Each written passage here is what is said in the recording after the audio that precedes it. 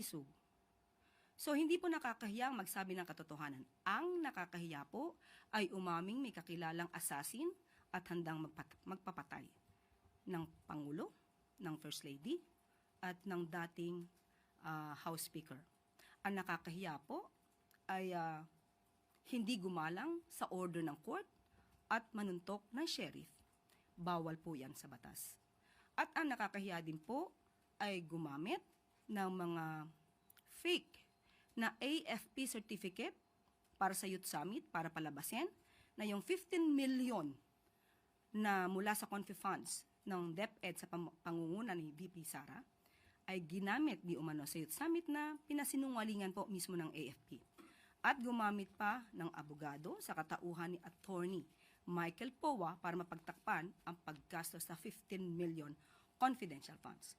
Yan po ang nakakaya. At ang isa pa po, sabi po niya ay nakakaya tayo sa internationally, ay mas nakakahiya po yata ito.